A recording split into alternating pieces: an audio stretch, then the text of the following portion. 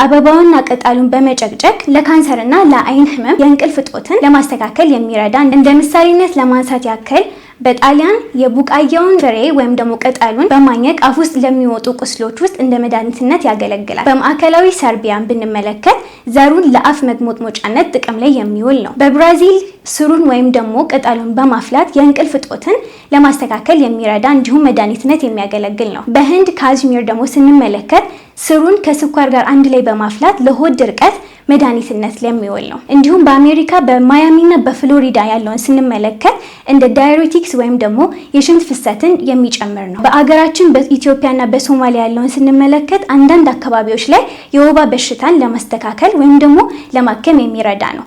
በኢኳዶር አበባውንና ቅጠሉን በመጨቅጨቅ ለካንሰርና ለአይን ህመም የሚረዳ ነው። የእንስላል ፍሬ ወይም ደግሞ ፈኒኩለም ቡልጋሪ የተባለው እጽዋት ለመድኃኒትነትም እንዲሁም ደግሞ ለምግብነት የሚውል አስደናቂ የሆነ እጽዋት ነው።